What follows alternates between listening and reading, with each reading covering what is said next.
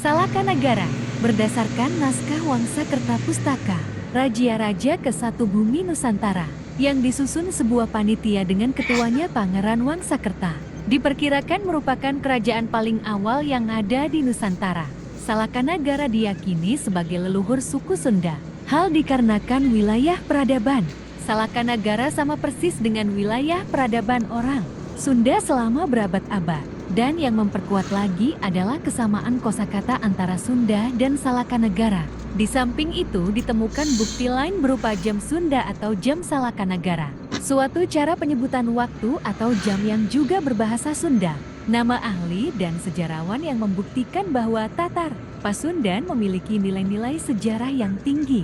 Antara lain adalah Husein Jajadiningrat, Tubagus Hari, Ahmad Hasan Mu'arif Amri, Halwani Mitrab, dan lain-lainnya.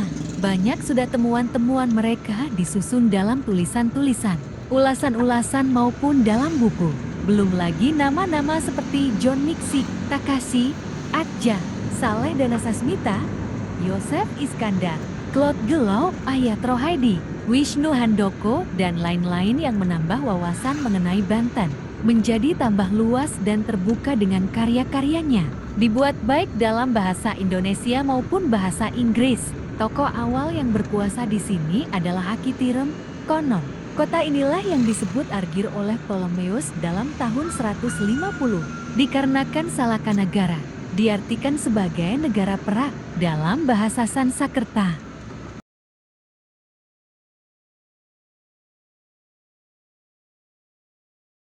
Eyang Ranggawiranata Sumedang, Eyang Mundinglaya di Kusuma Sangkanjaya, Sumedang, Eyang Haji Campaka Cikandang, Cadas Nampar Sumedang, Eyang Pangjalikan Gunung Ringgeng Garut, Eyang Singa Perbangsa Karawang, Embah Jagalaut Pangandaran, Raden Yula Jaya Gunung Ringgeng Garut, Raden Balung Tunggal Sangkanjaya, Sumedang, Syekh Haji Abdul Gorib di Cibeas, Kek, Kawalu Kota Tasikmalaya, Eyang Prabudilaya di tengah Pulau Situ Gede, Hek, Mangkubumi Kota, dalam Sakarembong Nyai Karembong di Bantar, Kota Tasikmalaya.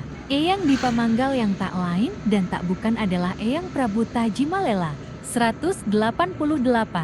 Eyang Ranggawulung di Tarikolot Cimanda, 189. Eyang Kertasinga di Cimanda, 190. Ki Bonda Kusuma di KP Payangan, Kranggan, 191. Ki Rangga di KP Jatirangga, Kranggan, 192. Mbah Raden, 193. Ki Buyut Lau, 194. Ki Bondan Kusuma, 195. Prabu Tajimalela, 196. Prabu Lembu Agung, 197. Prabu Batara Anggara, 198. Prabu Tarumanagara, 199. Prabu Walang Sungsang Cakrabuana, 200. Prabu Mundingwangi, 201. Prabu Kian Santang, 202. Prabu Geusan Ulun. Makam-makam di atas baru sebagian kecil saja yang bisa disampaikan. Masih banyak lagi situs sejarah dan makam keramat yang tidak dapat disebutkan satu persatu.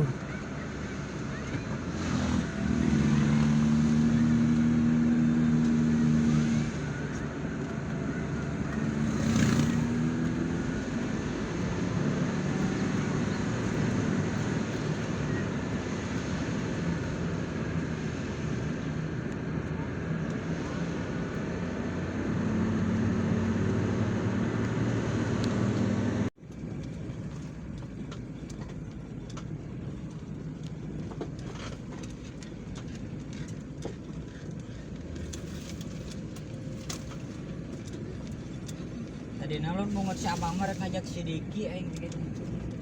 Turun sedikit. Lain kayak kali itu. Kemana? Oke, ke Sukabumi. Oh, ke Sukabumi. Jadi pusarangan masuk rumah. Balik ke laut. Keperumahan deh. Jadi karena si abang aja si abang. Itu ulah si